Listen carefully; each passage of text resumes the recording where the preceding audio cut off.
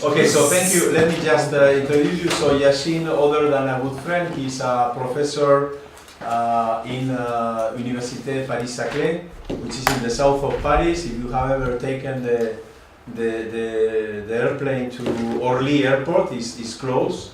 And this is a huge area where you will find many academic, elite, I should say, academic institutions like Supélec, Engineering School, or Polytechnic School, Université Paris-Saclay, many others. So this is one of the hottest, I would say, scientific poles in Europe by far, right?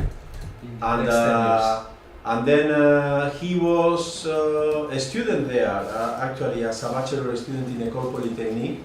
Then he went to the US. That was when 1990 to 90 until 95. Yeah, okay, I was 5 years in Rutgers, right? So he was a student of Eduardo Sontag. No, Sussman, Hector Sussman. Hector Sussman. So there were, these are two Jewish Argentinians, very famous guys doing control. Yes. One is Hector Sussman, the other one is Eduardo Sontag. And he was a student of Hector Sussman. And then he came back, and now he's a professor there. He's very shy, he doesn't say, but he's also a member of the Institut Universitaire de France, right? Which is like a 5-year paradise where professors don't have to teach, and that's why I'm visiting and traveling abroad. Yeah, so for the Litrona, right? Okay. Yeah, good. Okay, so and he's an expert in automatic control and also with applications to PDEs. But today he's teaching us or lecturing us about new topics related with deep learning. Okay, thank you very much, Enrique, for this nice and long presentation. I'm very shy, so that I have to recover from it. But anyway, let me explain you a little bit the context of the talk I'm gonna present now. So it's an informal talk. It's the result of a few months of research on something that I am not at all an expert, deep learning. So all of us, we heard a lot about what is deep learning and so on. And from a mathematical viewpoint, applied mathematical viewpoint, the consensus is the following with respect to deep learning. There is absolutely no mathematical ground in this field, all right? So I'm not going into polemic with someone who's a specialist, but when you talk to, so here my contact is Romain Couillet, who's a famous guy in signal processing, who started to do some deep learning approach with statistical methods, probabilistic methods, and he told me exactly that there is no at all mathematical ground. Even for things that techniques that are not anymore used in the deep learning field, as I will explain a little bit. So the purpose of this talk is to give extremely elementary vision of what is deep learning from a mathematical viewpoint, and what are the in my opinion, the very interesting questions that are available for mathematicians and people interested in dynamical systems. All right? So I will start now under the patronage of Iker. Tell me if I'm not going to say too many mistakes. What is a little bit deep learning? Okay. So we start like this. So we state an aspect of learning, because learning is just for the people in more numerical analysis, control theories, identification of some parameters. So you have some black box. So you have a model, dynamical or not. In this model you have parameters and you want to identify them. And people in deep learning, they don't call that identify, they say to learn. And I will explain, I mean, this is not just a question of vocabulary. This is extremely important to understand the difference between to identify and to learn. Okay, so we will go to not facial recognition, but animal recognition. Essentially, you have pictures of two kinds of animals, cats and dogs. And you want to build up a machinery that's, when you will have a new picture, you will be able to recognize if it is a picture of a cat and the picture of a dog. You have a priori the knowledge that the future pictures you will have are either cat or dog, not cows, because otherwise it goes away. Okay, this is how it goes. You have a bunch of pictures of cats. You know them, okay? And pictures of cats should be little x here. You know, I'm a little bit picky. The picking phenomenon. So, cat, and it should be cat, until cat. You have a picture of dogs, and you will attribute a label, I will explain that, a label, something, to the pictures of cats, and a label to the picture of dogs. So don't pay attention to the big and small letters, okay? And so you have 3, and here is 1, 2, 3, 4, 5, 6, 7, 7, 7, 10, whatever. And the goal is that there is a new image that comes, and you want to determine if it is cat or dog, all right? So, how to put that into some kind of model? Rather easy. An image will be a matrix of a certain size, all right? And a label will be another matrix, okay?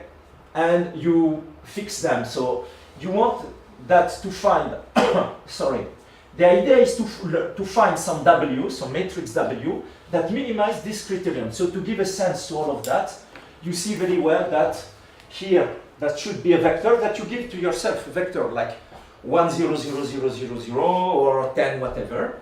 So you fix y cat, y dog. You have all your pictures, okay, and you sum up with respect to the number of images of cats you have and the number of images of dog that you have, okay? And what is W? Sorry? W is to find. You want to find. This is the parameters you want to identify. Okay. But what type? So you want to minimize that. Sorry? Is it the operator or is it? No. We are in finite dimension, Martin. We are only playing with matrices of a certain size. Okay. Be careful here. So these dimensions can be huge, of course, because an image is a certain amount of pixels and so on.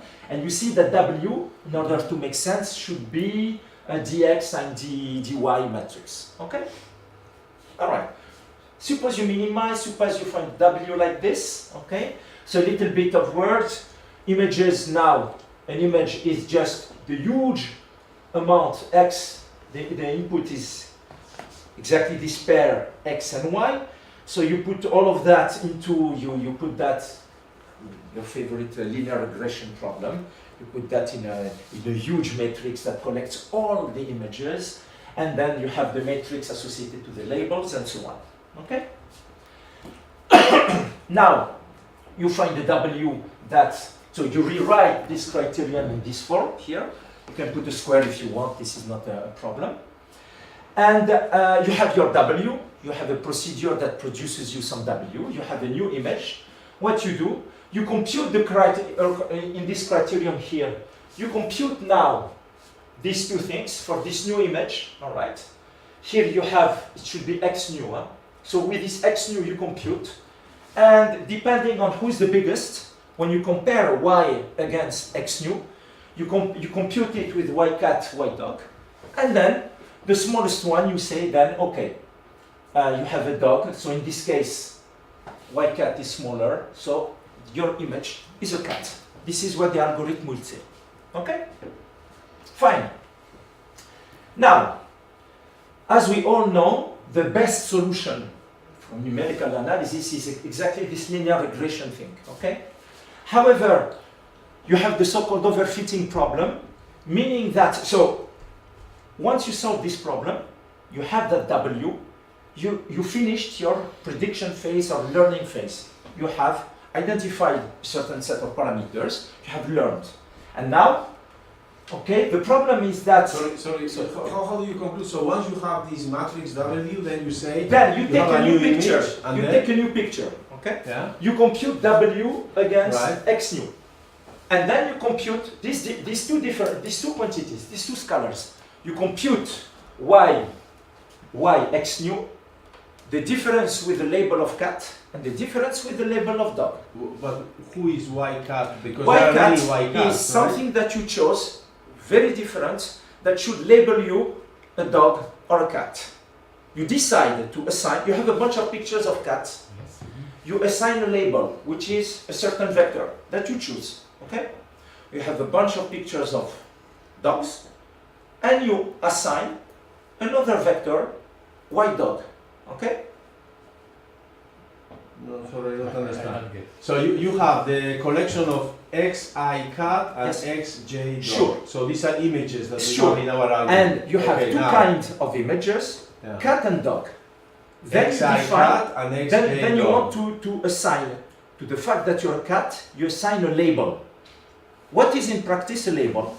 Is nothing else but a vector that you have chosen. Okay? So when this is equal to 0, it means that this is an image of a cat. Okay? So being an Yeah, but image that- of a what cat. confuses me in this first line, I think, is that you are mixing the definition of W with this business of Y cat and Y dog, and this is what I don't understand. No, you don't mix. This image should be the image of a cat, of cat. Cat is a fixed vector that you chose. Okay? And how do you choose that vector? You choose it really by not even random. You fix it once for all.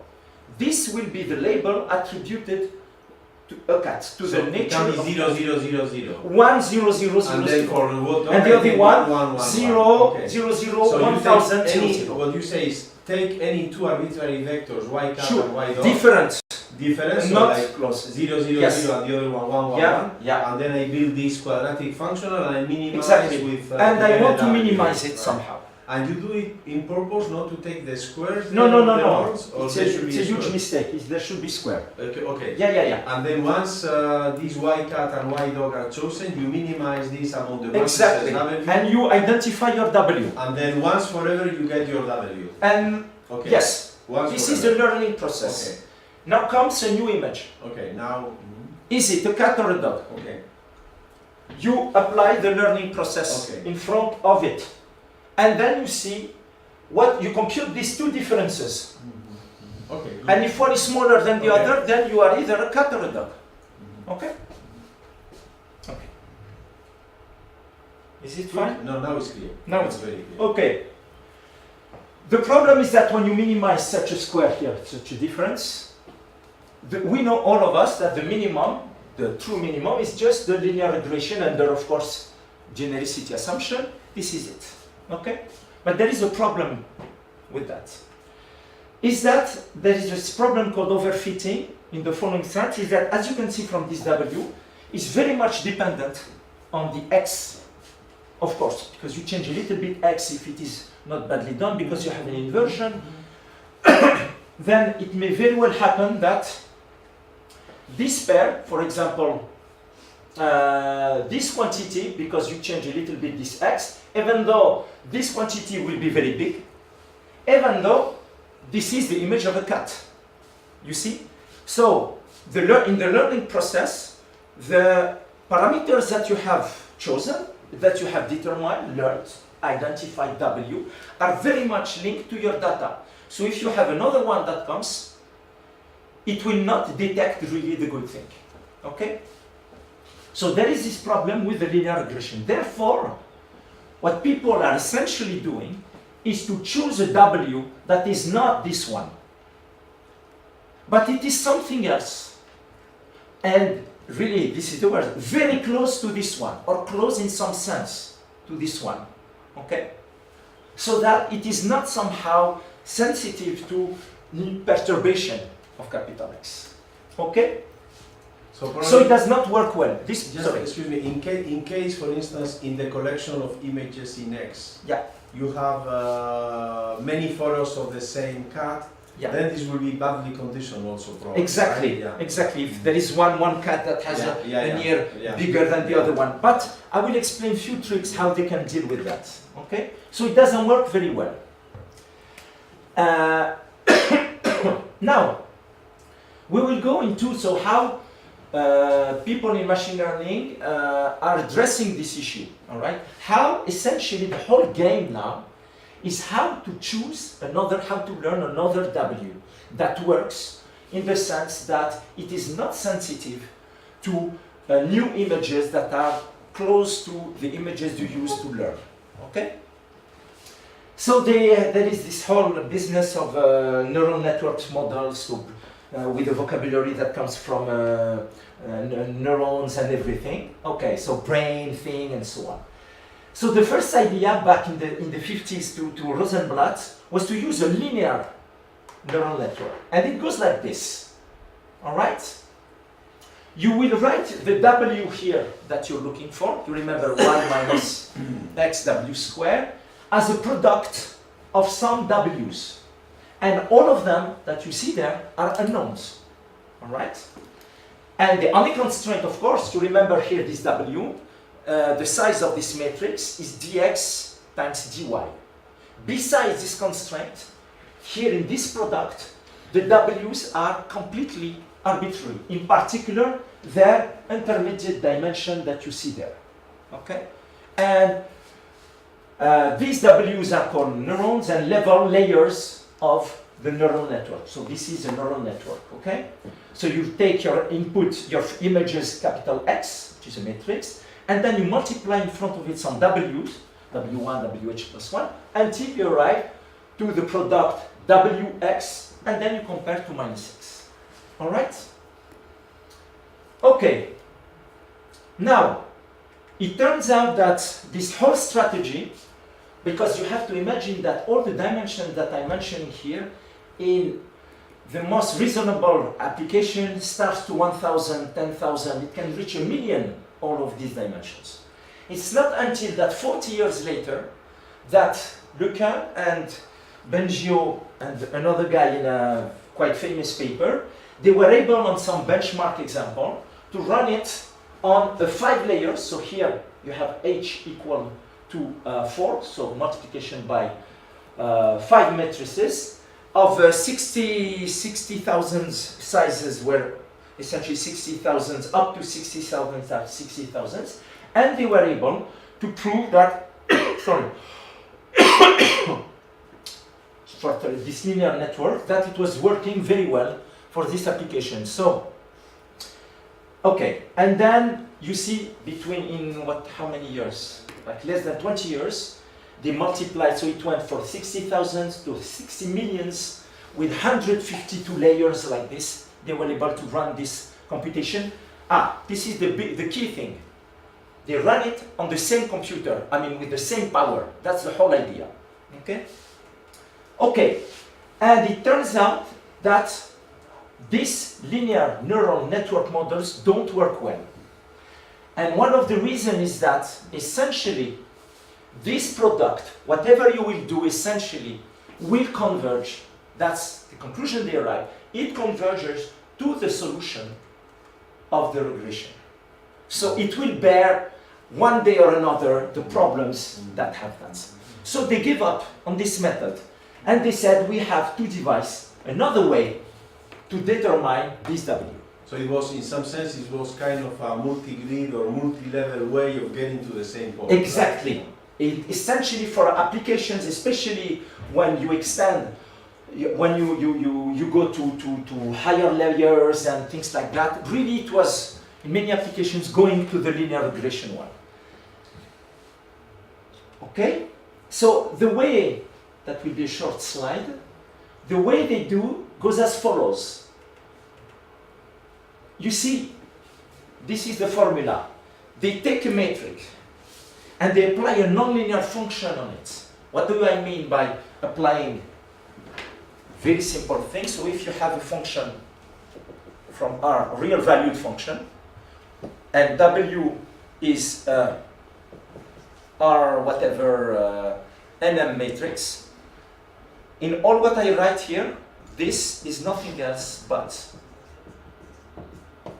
you apply the function component-wise, yeah? I between 1 and n, and j between 1 and m, okay? And why the link still with the brain ideas is that the functions that they use, like this one, they are sigmoid functions because it is believed that in the brain, when the information goes from one layer of neurons to another one, it is somehow saturated, or somehow there are some phenomena not just on saturation. Look at these two functions. Here you have the ReLU function, meaning that you only pay attention to the coefficients that are positive, and you have the leaky ReLU, where essentially, depending on the sign of the coefficients, you attribute a different slope. All right? And these models, these functions are very much used in models of how the information or the information, let's say it like this, goes in the brain. That is all the parallel with the so-called neural network and so on. And the miracle is that when you start to do this there, it does work extremely well. So it produces, these are, I will show the algorithm that are there. It produces W's that is very insensitive to modification. I mean, that really does the task of recognizing the one that I explained much before. And the reason is that, because you see when you minimize, what is the idea, how to find the W in general when you have that, especially when it is non-linear, when you don't have this formula, explicit formulas, you put a gradient descent method. So you have a criterion which is like this, okay? So here we have to pay attention, but here you have all the knowns W1. Here you have a certain function of WH plus 1 here, okay? And the gradient algorithm is nothing else but this, okay? All right? I mean, something, a dynamical way to approach that. And what happens when they constate, comment on dit constate en anglais? They notice, they observe, is that you do converge to local minima of these objects, which are not global minima, but not too far. Don't ask me what is mean far, close, whatever. Not too far from the global minima, which is the one of linear regression, okay? And which is very insensitive to noise, numerical perturbation, and that gives excellent results. And they have also, so they don't only do that, they do some kind of preconditioning of X. For example, X, they convolute X in order to débruiter, to avoid some noise or some very bad images. I mean, one image that is very different from the others and so on. And this works incredibly well. Okay. So somehow this is related to stochastic gradients and... It is not stochastic gradient. The algorithms are really deterministic, but many people are trying to understand what's going on. So to put it exactly, to have an interpretation with stochastic gradient, with statistical physics also is trying to go there, because what does it mean that you have a set of images of cats? It means that these images look very much like each other. So they have the same distribution. That's why probably there is the viewpoint of statistics is important. Okay, so that was the brief introduction to neural networks. And remember what I told you about, linear ones. It is not working well because for almost choice of data X and Y, and for almost initial condition, the gradient algorithm there that I described you converges to the linear regression one, okay? And so, after a few weeks of discussion with my colleagues on this model, when I realized that I was no input, we somehow started to ask ourselves, can we explain why, indeed, this phenomenon of deep learning, so if you define, here is the gradient descent algorithm that is there, with an f that is exactly y minus wx, where w is simply the product of all these w's, okay? Y, the conjecture, the so-called overfitting problem, for almost any initial condition, you do converge to a global minimum, okay? Then we started to look at the literature. But this is purely linear now. Purely linear in the sense that the W, okay, it's linear and non-linear. It's linear in the sense that every knowns enter linearly in the W. Oh, I see. It's the but of this. Yeah, but okay. the W that you put linear. is this product. So if you want, this is Okay, polynomial. I see. So it's multilinear, say. It's multilinear, yes, it's multilinear. And we try to attack this conjecture that is somehow of basically no interest to people in machine learning because they know very well that. Okay? So we looked at the literature and there was nothing.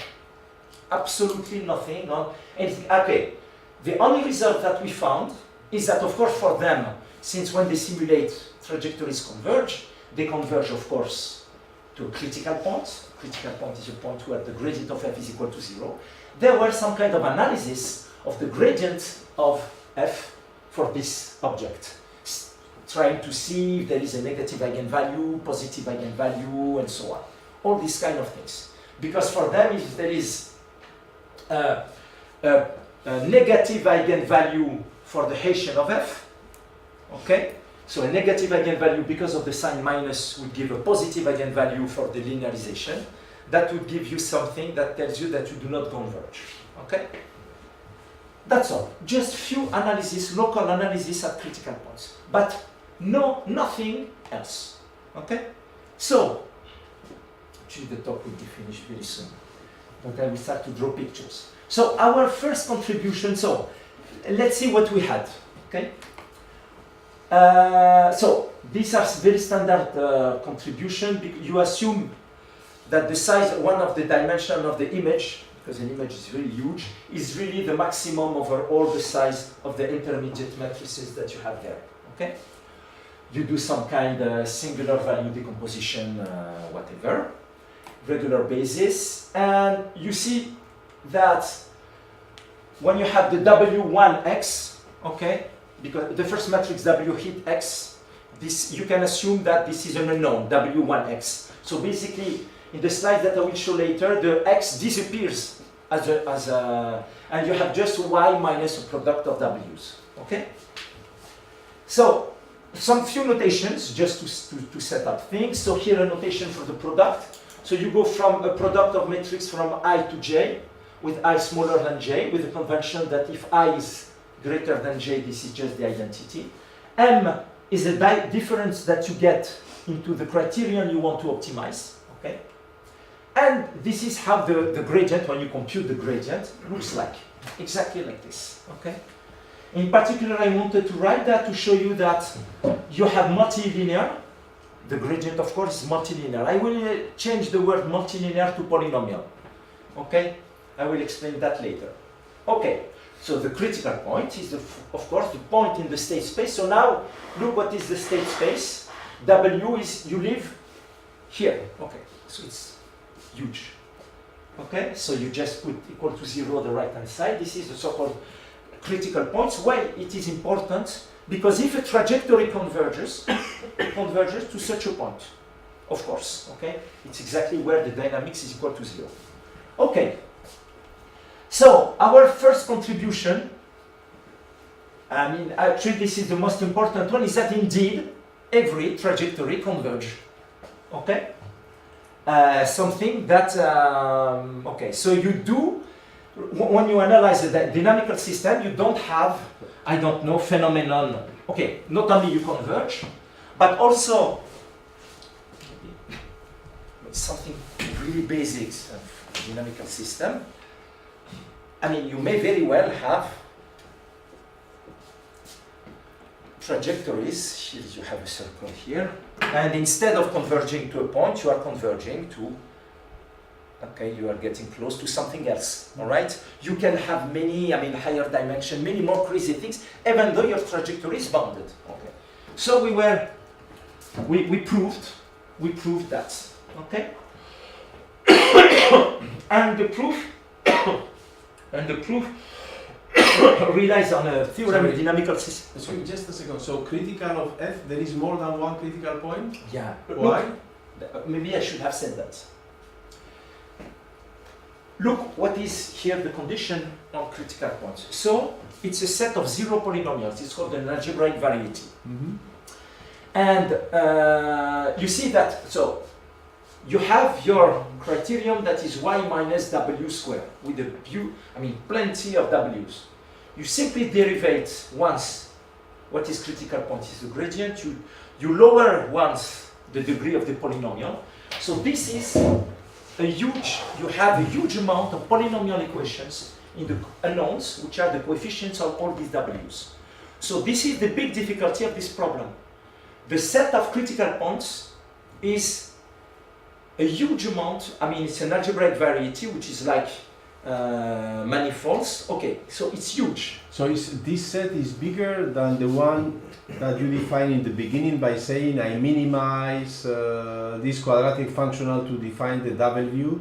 Yeah, okay, let me go back. Let me go back. How do you compare? Yeah. Here is the state space. So the state space is nothing else but this is the state space. This is the matrix WH plus 1. So now somehow you are taking less matrices, right? Less in the matrices. beginning you have all possible Exactly. matrices. Because And you said that it's only a unique minimizer. no, In the beginning you said there was a unique one, right? The No, W that, no. This is the one coming from linear regression. Okay. So if you want, for the W, there is a unique one in the linear case, which is this one. Yeah. Right. But now this W, I blow it up as a product. Right. So if you want, Uh-huh. in this state space, you have to consider all the matrices such that the big product is equal to a fixed one. Okay. So but then you say there is no uniqueness, but all the critical points Yeah. of F defined in this decomposed manner lead to the same W or not? Yes. Yes. All critical points Yes. of F will, Be- after because- a product, will lead because- you to the same No, W? no. For the moment, I don't know. Okay. If you go to, in this problem, the global minima are those that give you Fw equal to 0. Right. So this value is the one of linear regression. Right. But there are other critical points. That's the problem. Okay, because this is not, no, but this is convex function, right? Not in the W's. I blew up now as a product. It's not anymore. Yeah, but no, without blowing up. If I define but this is the W, whole point. I want to blow up. yeah, but if I define W in the space of all matrices without any decomposition, then this is convex in W. Sure, of course. And This then there is a linear unique regression. W. And this is But if I absolutely decompose, then you introduce this multilinear exactly, aspect, and this is not exactly. convex anymore. Exactly. And there are many minimizers, so Many many critical minimizers, points. Yeah. because the new critical equation Mhm. that are here does not imply that the big product W is equal to the fixed matrix coming from linear regression. Okay. So this is the presence of these new critical points that are maybe local minima, saddle points, okay, that are interesting people in machine learning because you can converge there. You hope that some critical points are not far from the global minima, and you hope that these new critical points are not sensitive to errors on X and things like that. So the hope, it's the desire of people in machine learning is in some sense totally opposite for the do's of the mathematicians, because usually in mathematics you want to prove that things converge to the global minimum. Here, no, you want to avoid that. So you want to create other critical points that have good properties, not too far and so on and so on.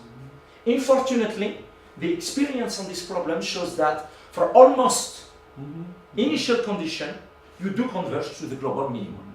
And this is our aim to show. And our first, as I said, our first contribution was already to prove that you do converge. Something that was, I don't want to say it's not overlooked, it's not true. They did billions of simulations. These simulations led always to the same results. So they know this. And that's it. Okay? They don't want to learn more, many of these people. Not only it converges here just to critical point, but they also know that for almost every initial condition, you converge to a global minimum. And they stop like this. They don't, what's the mathematical proof of that? Anyway, so I want to show you now a little bit the arguments that led to this. And these arguments actually is based on a very standard fact about gradient system, all right, So if you pick a gradient system, so I put a gradient system, what I call gradient system, really in the sense that gradient descent. Okay, so you have a functional that is non-negative, and you build w dot equal minus the gradient of it.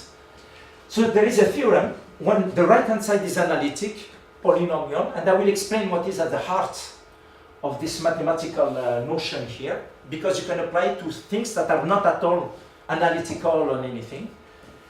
If you have a bounded trajectory, just bounded, then it must converge to a critical point. So if you want to prove convergence, you just have to put boundedness. All right? And this is a very special feature of gradient system with a little bit of certain regularity. Okay? And I will explain what is at the heart of this Lojašević inequality. So Lojašević wrote this as a corollary of a 120-page paper as a corollary in 2 lines. Okay? Actually, it was another paper of 3 pages. And let me explain you what is at the heart of this, what is really needed, okay, for convergence. This is the so-called Lojašević, so densities. So this means in particular that there cannot be chaotic behavior on a gradient system, right? Provided exactly. You don't want wandering. Yeah. How do you pronounce? Not wonder is to ask, and wonder. So you don't go away like this and so on. So it's not just a question of not being unbounded, but no chaotic behavior and so on. So Lojašević inequality. What does it say? Okay. So you have a function. You have a function. So I will give just the finite dimensional version because there exists an infinite dimensional version that is very much used to prove that solutions of certain PDEs converge. Okay? Who did the infinite dimensional version? Arrow. Arrow and this. Arrow started, okay. Then okay. Now Rafshi, and there are many people. Okay. What is the name of the student of Arrow? Jean Duby? Okay. So take a functional, finite dimension, real valued. Okay? And assume f analytic. So you have a notion of derivative. It can be a non-smooth property. Okay? And you have crit of f is exactly the set sorry, where the gradient of f is equal to 0. So I insist, in some cases this object might not be just a vector, it can be a subset. If you are in non-smooth analysis, it can be a sine function or something like this. But anyway, what is playing the role of the gradient is equal to 0, crit f. Okay? And let's look geometrically how it looks like. If it is analytic of polynomial, this set has a little bit of structure. Okay, so it may be something like this. It's a finite union of objects like this, but anyway. And what happened is that in a gradient system, you see very well f is decreasing, and in order somehow, you see that suppose your trajectory is bounded. So you know when a trajectory is bounded, it will have limit points, okay? And you know limit points. Yeah, but anyway, limit points. And necessarily these limit points are in crit, are there. So limit, you mean? Limit points. Accumulation points are still yes, to infinity, accumulation right? points. Yeah. Accumulation points. So there exists a sequence Tn going to plus infinity, so that x of Tn goes to some x star. This is some the people call definition. it omega limit, right? I don't know why. Yeah, omega limit. Yeah, omega limit. Omega limits, okay. But limit points of the trajectory. Yeah, The omega limit. Accumulation points at infinity. Yeah. Okay. Okay, so you have a gradient system like this, and you pick up points like this. Necessarily, x star, gradient of f star is equal to 0. So what happened is that if you will not converge, okay, so you are like this, okay. You see, in general, when you have a bounded trajectory, you may have plenty of points like this. This omega limit set might be even a continuum like this. So essentially what happened is that, maybe the picture is not good, but let me add, maybe you can add this. Okay, it can be like this, okay? you may have a trajectory that does like this. So it goes like this, and then it, does like this, and so on, and it gets closer. A trajectory can do that, but you have sequence of points so that you keep coming back close to it. So actually, Poincaré-Bendixson says that in 2D you can have periodic convergence. Yeah, no, but periodic, Poincaré-Bendixson is much more powerful. In 2D, yeah. it does not assume at all here that you have a gradient for system. general dynamics. And because of the low dimension, it tells you that the bounded trajectory can only have very specific behavior. Anyway, here this picture, because not only because I'm not drawing 3D pictures or whatever, but I'm a very bad drawer. But you imagine that in infinite dimension, you can higher dimension than 2, you can have much more crazy things. So the thing is that along the gradient system, this quantity anyway goes to 0. All right. And what this inequality is telling you in this case is that if you pick a point A here, in crit F, you pick a compact here, okay? Then, so here I have a compact K. And you see very well that you pick the compact small enough so that all the critical points have the same value, okay? So, it says the following: there exist two constants, and the second one is extremely important, such that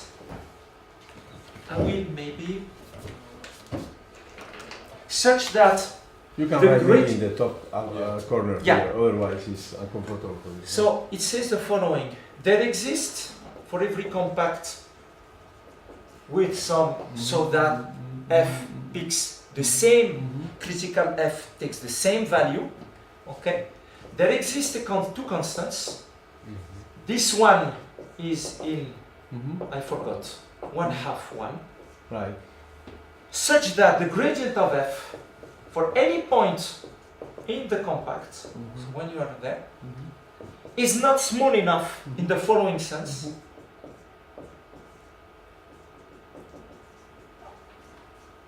One minus alpha, I forgot. Some 1 minus alpha.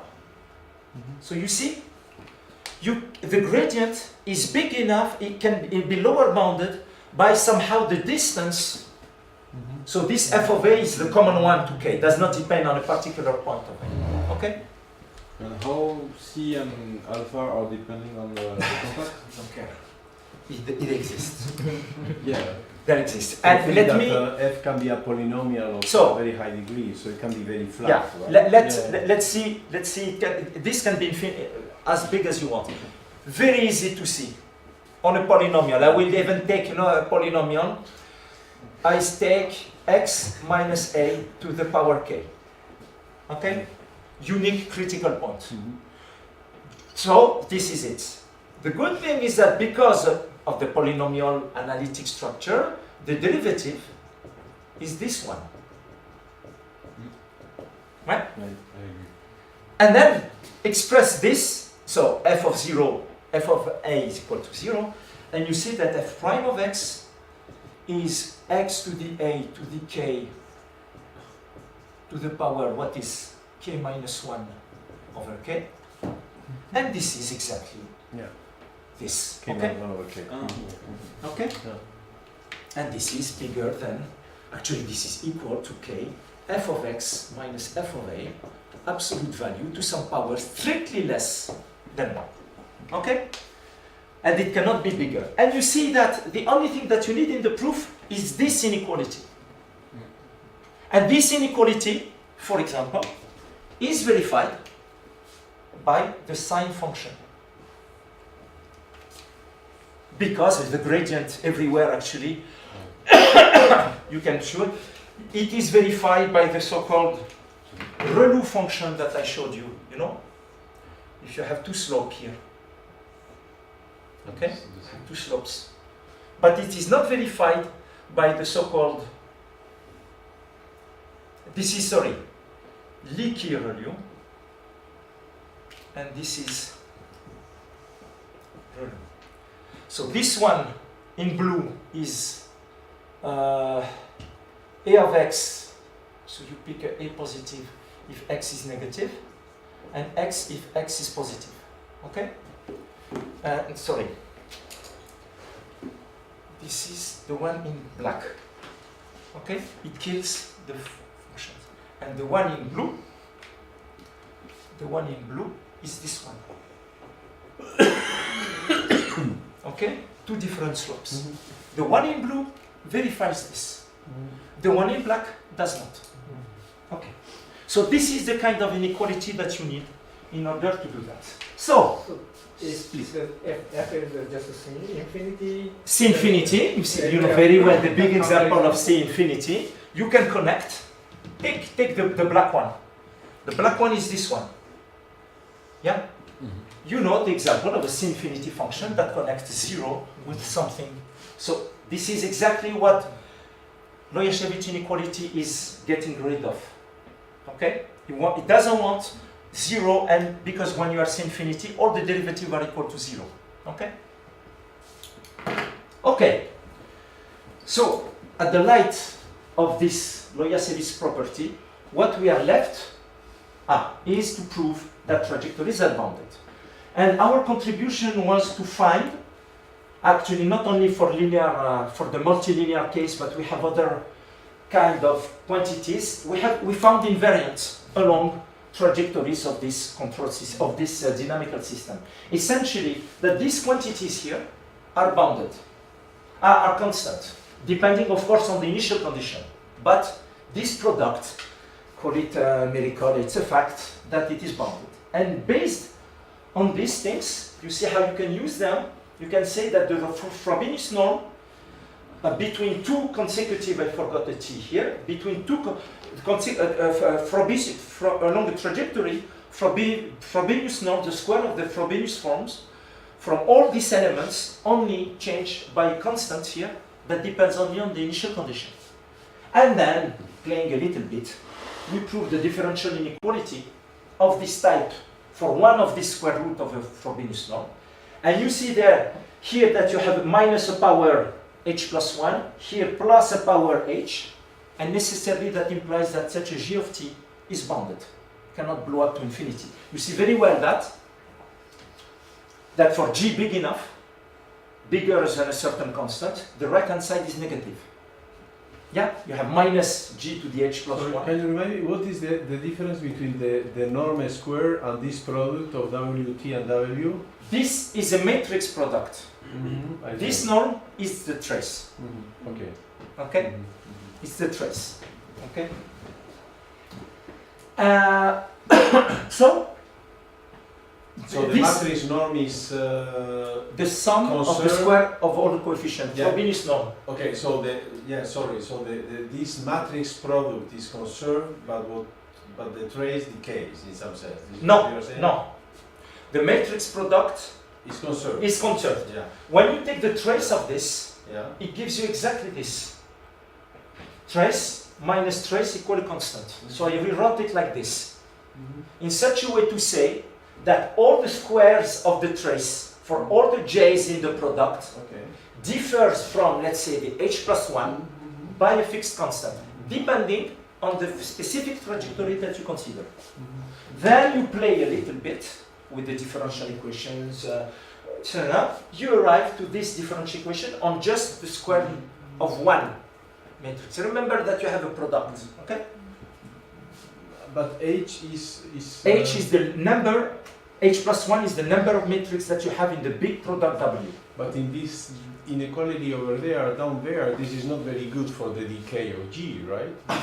But it does not tell you anything. Doesn't It just tells you yeah. that the right hand side is negative if G is bigger than a constant. Period. Okay, but if G is small, then... Then nothing. If G is small, this is much smaller than the other one. Why do you write then this inequality? In order to prove that G is bounded, because once G is bounded, I can apply Loya's equation. Okay.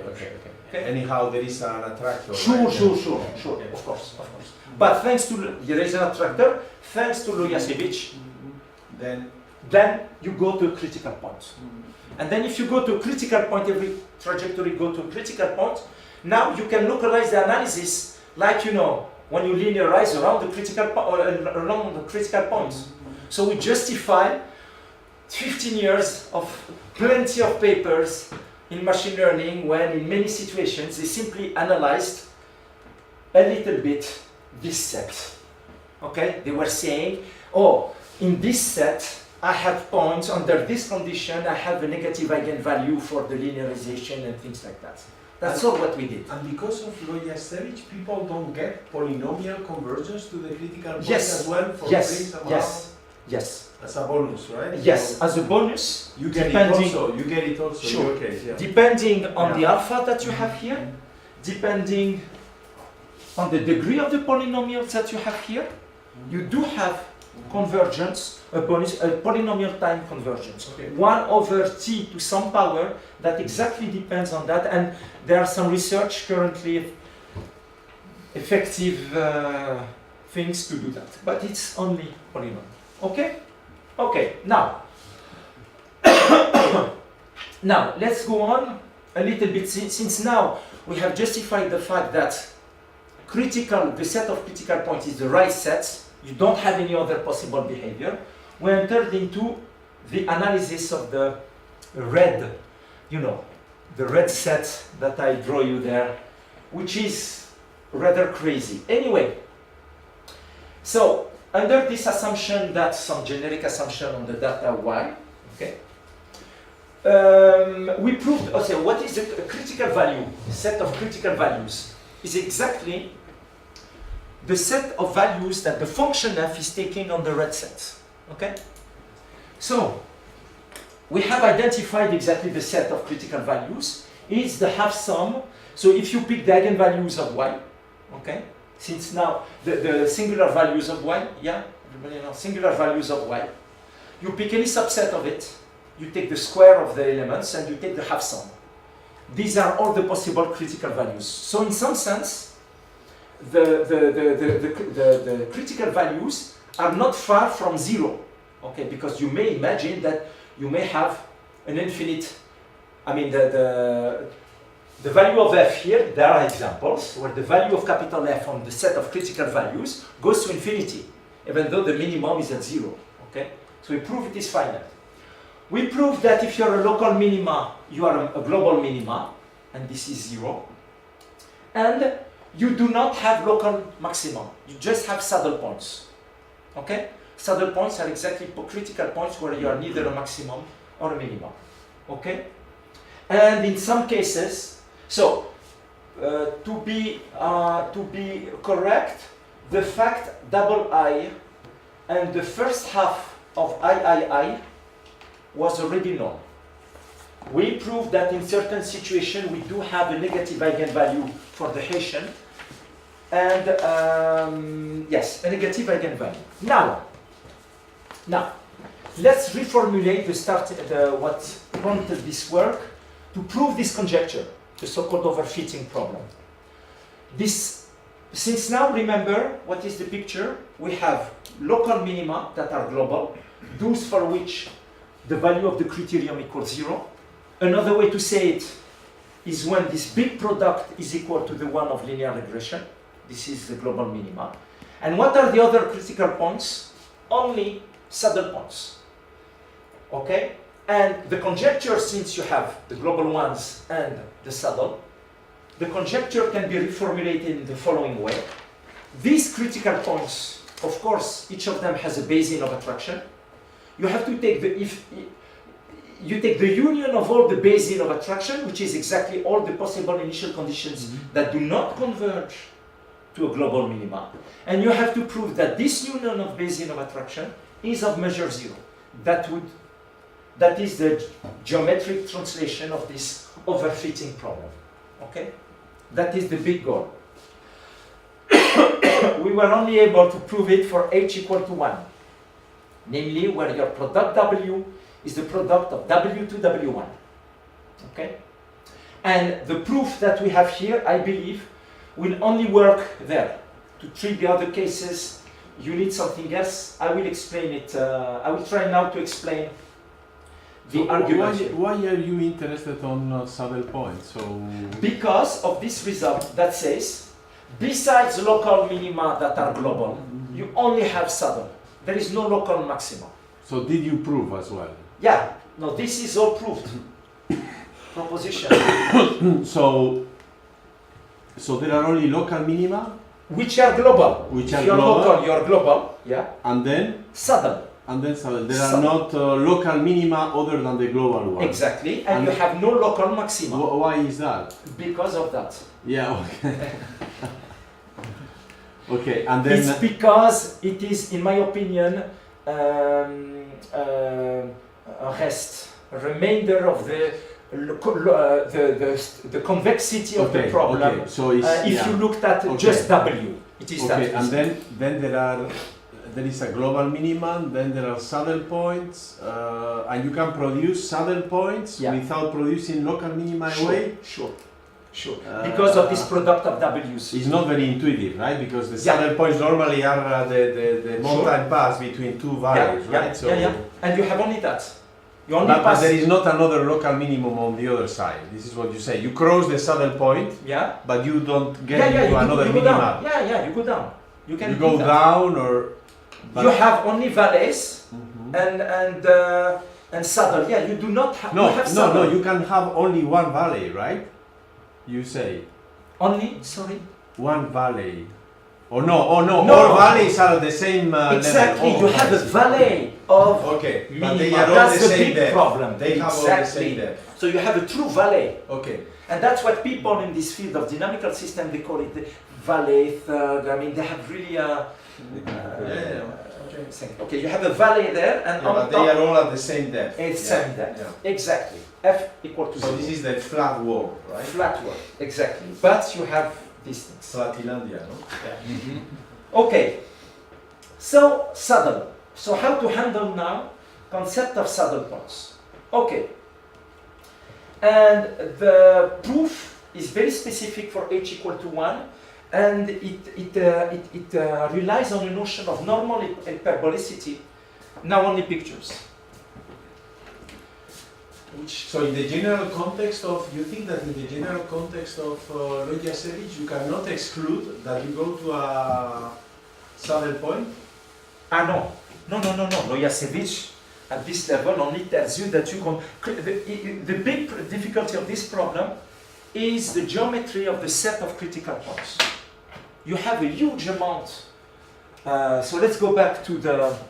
Yeah, but in some sense, Lojasiewicz tells you when you are comparing with polynomials, there is no degeneracy, right? So then, in a saddle, you of course you can go to the saddle, but it's very unlikely, right? Yes. Normally, you get Yes. immediately. So if you pick, this is where I want. So if you pick a saddle, it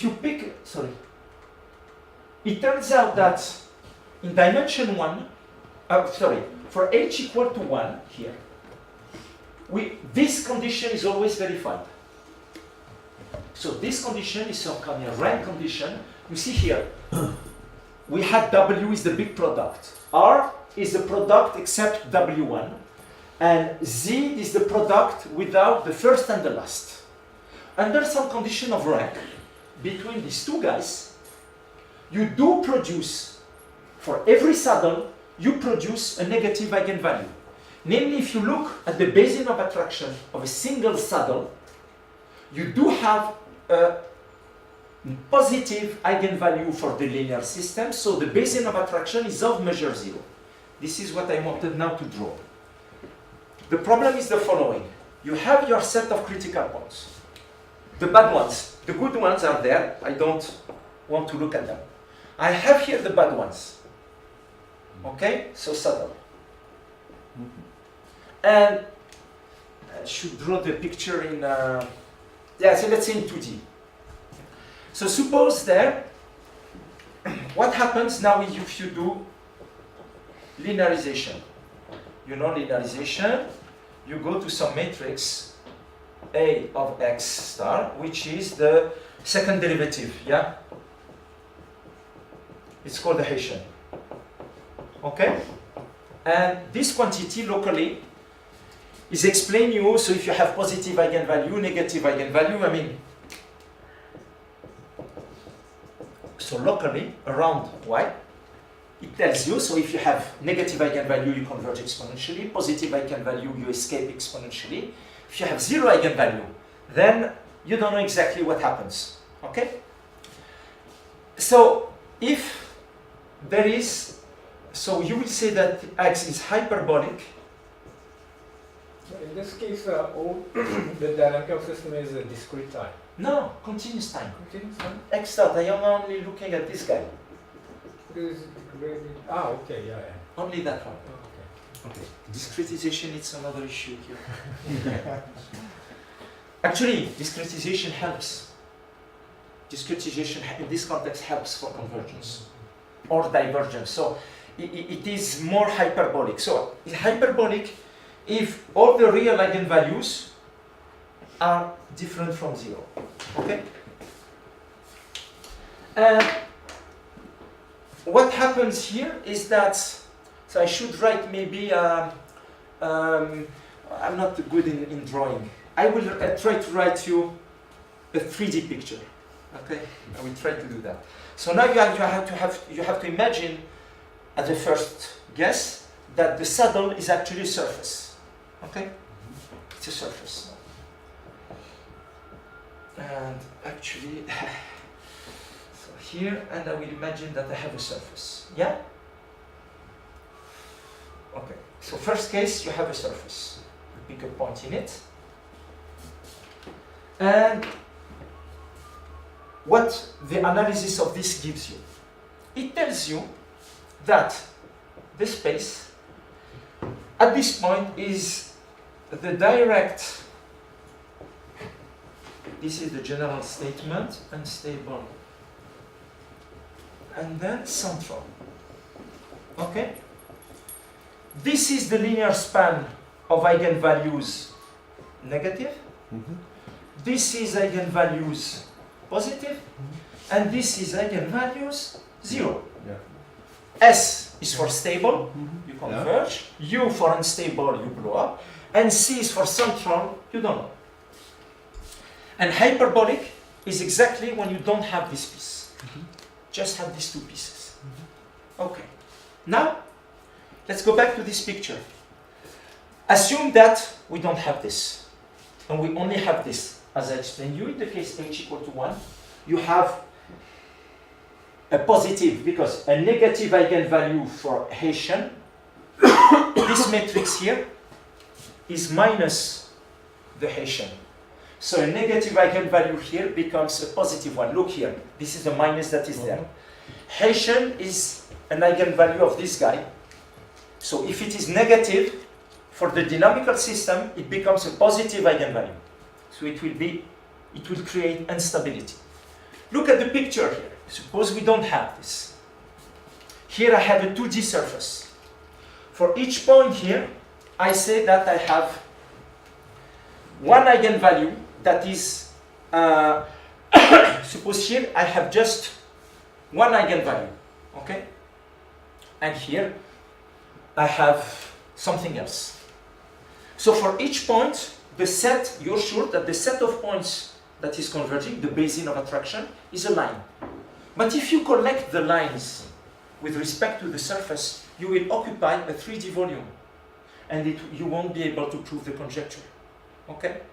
So that's the big issue here. It's not because for a single equilibrium point, you do have a basin of attraction that is small. When you collect all of them, it depends on the geometry of the red surface. It's a line surface. How much does it occupy spaces? Okay. Now let's go a little bit deeper in the analysis of this problem here. I have the red surface. The red surface is what? I pick a point here. The red surface is the points where critical f is equal to 0. So f has the same value there. When you move a little bit from a critical point to a neighboring one, it creates you a direction. Yeah, it's a direction of movement. So it's an infinitesimal variation. So it should appear in one of these three spaces, stable and stable. Since if you move a little bit, you don't blow up and you don't converge to 0, actually this whole red thing lives there in the central one. Okay? And normal hyperbolicity is a definition, it's a special feature of some systems here, where in the presence, so you are not hyperbolic anymore. You have a set of eigenvalues of real part equal to 0. You will say that you are normal hyperbolic if all these real eigenvalues, all this direction, infinitesimal direction, is actually the tangent plane of this set of critical points. It means that in the central manifold, it's only made of other critical points. So, if it is the case, you see very well that it removes this piece from possibility to converge. Okay? And this happens only for h equal to 1. Okay? There are some subtleties here, topological subtleties, because it may very well happen that your red thing looks like this. Okay? What happens there? So suppose you put a line which is the set of the Bayesian of attraction around this. When it approaches there, maybe they will do this and it will occupy a positive measure set. So you have to see, because of the structure of polynomials, we are able to avoid these things and so on. Okay, that was h equal to 1. So we have this result. Starting from h equal to 2, we have critical points where this set, where the eigenvalues are equal to 0, is strictly bigger than the set of critical points. We are not able, we did not try, we are not able to do the analysis on what happens there. So we are blocked. Maybe it requires a new idea. Talk about the 0 eigenvalue, but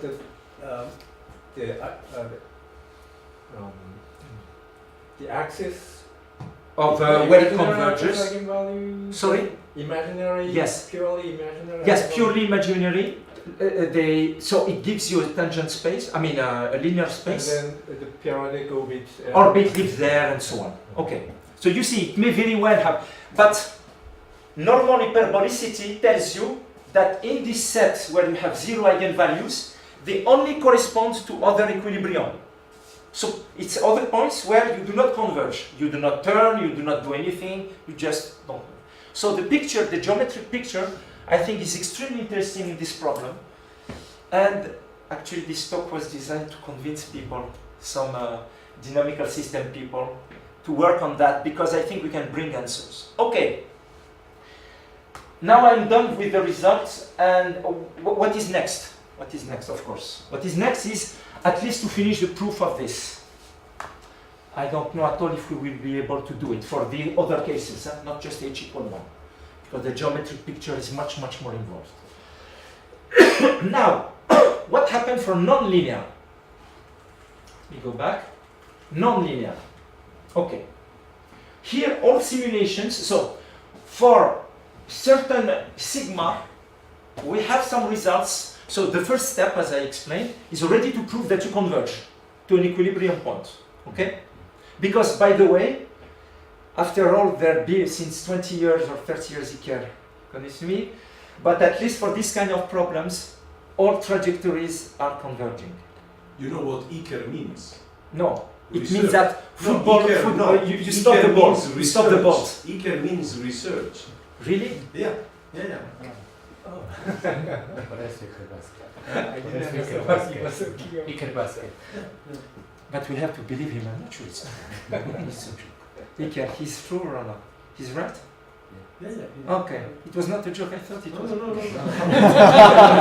It's a joke. It's a joke. Okay. So they notice everything converge. Now, the first step would be at least to prove convergence. And at least for sigma's nonlinearity that verify Lojasevic. So for example, this one, I mean this is a bad thing, but okay. Here it means that it is 0, the derivative is never 0. For this one, no, it's not possible, doesn't verify Lojasevic, and so on. So in this case, with my collaborators, we do have things like that, but not on a matrix-wise, only for diagonal elements. And with diagonal elements, we do recover this, but we are not able to finish this part. And this is a math problem now. It becomes really a math problem, and I think for convergence. And now, what's absolutely wonderful is that the set of critical points now should be much richer. And in particular, this of course must be wrong. You may have not saddle, but something else than a global minima that has a basin of attraction which attracts. And this is doable, this local analysis, okay. But there are some really interesting problems for math people, I mean in dynamical system, because this is at the same time a specific problem, but hard enough to have a very rich geometry. The problem is that, okay, what is the help that you bring to machine learning? Who cares? Okay. Very interesting. I'm done. I'm finished. Thank you, very interesting.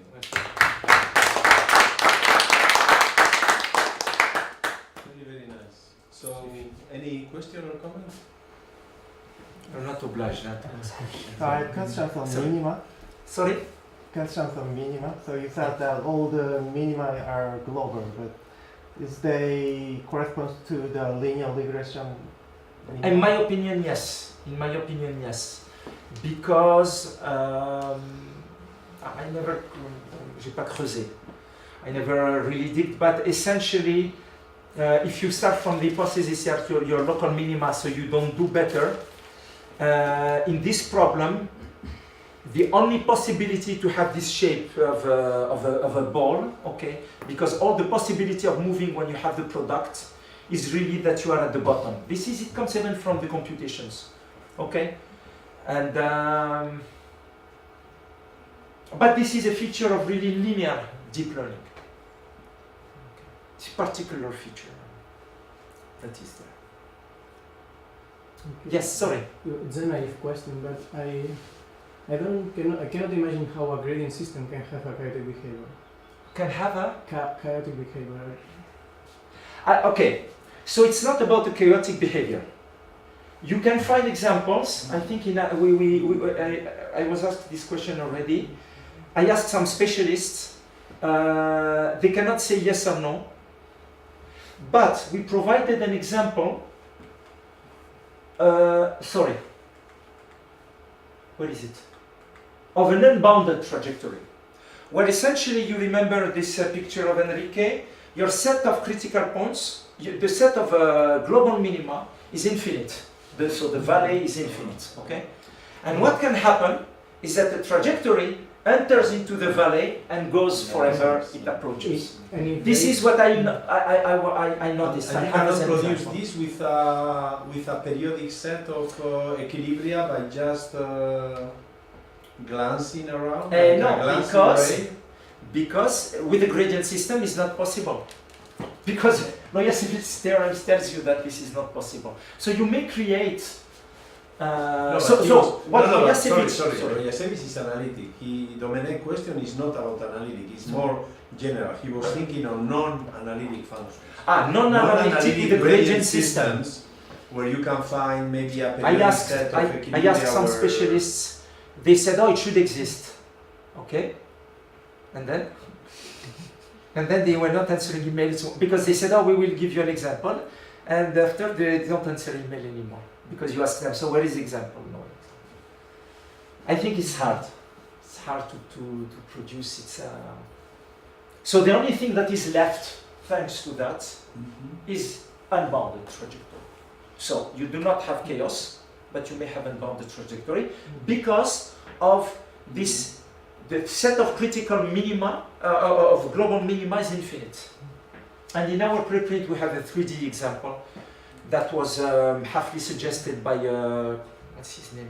But you have proved in that inequality that trajectories cannot be unbounded, right? That what? I mean, in that inequality you prove that they are bounded. Yes, all trajectories are bounded. So why do you say that it's open to consider the case where trajectories are unbounded?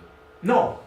Once you have this theorem, yeah, the only possibility is either you have a trajectory that is unbounded, right, or you have a trajectory that converges. Yeah, we. But this is in the analytic setting again. And then if your right hand side verifies Loyashevich inequality. It's more general than that. Any other question or comment? And how about the Fashionable attractional saddles? Is there any concrete example that they are non-lunar hyperbolicity and have a positive measure Fashionable attraction to saddle? So, examples of non-hyperbolicity, it's even more than that. We have, but we did not write it because it leads to nowhere. Remember, you have a saddle. The saddle belongs to a set of critical points. Okay. Assume some geometric properties. It's not very difficult on a piece of the saddle of the critical points that go close to the saddle. Okay. So it's like a manifold. A manifold has a tangent space. Okay. A linear approximation of this gap.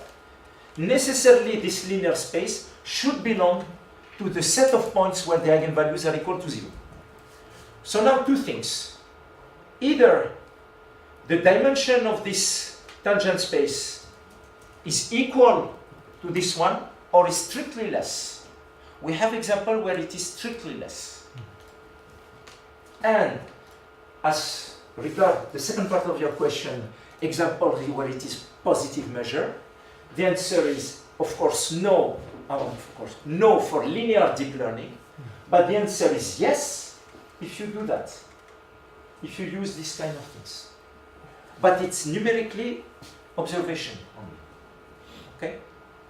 That if you start to put sigmoids and things like that, then you create indeed trajectories numerically converging to this saddle. Now, you can very well ask me, is the fact that you discretize, because numerical observation is used with a discretized version of that, is the discretization of this has an impact? My belief is that it has an impact on stability. Okay, but since I'm not at all a specialist of that, I mean, I'm not sure. Yeah. But there are many things that, you know,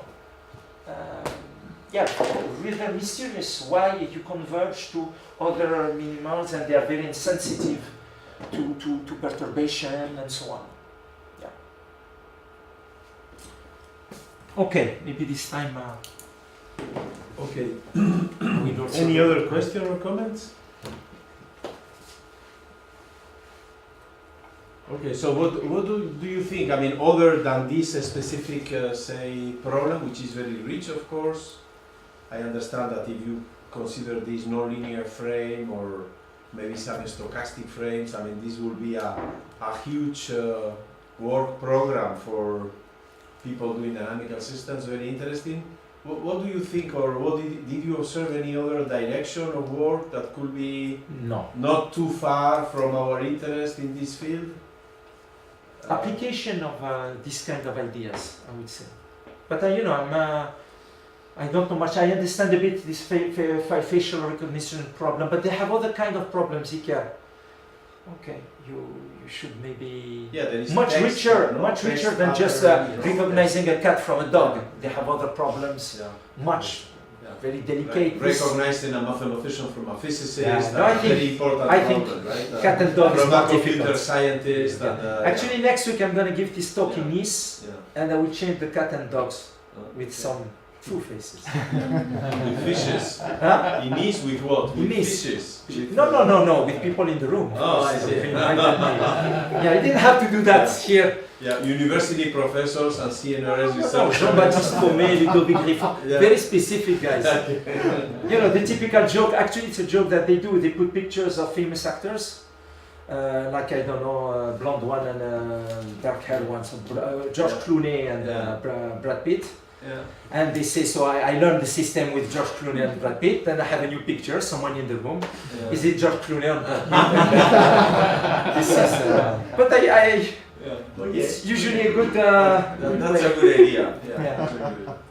Okay, so Yassine, thank you. Oh, please. This is purely dynamical system analysis.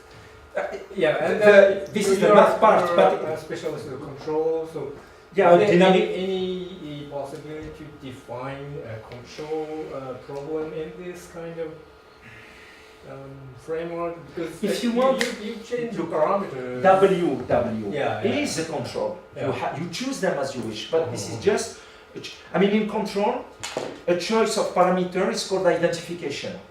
Control is more reserved when your parameter changes with time. So you have a If you change it, then the trajectory goes to Yeah, local but you see minimum. the idea when they do learning. Yeah. They have a bunch of data. They tune their parameters to some values.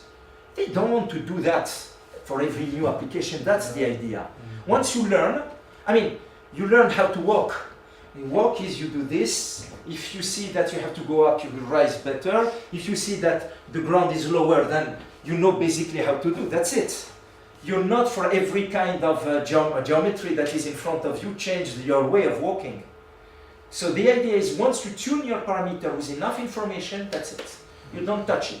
And it has to work for the other things that comes and which are close, and this is very vague, close to the data that you have.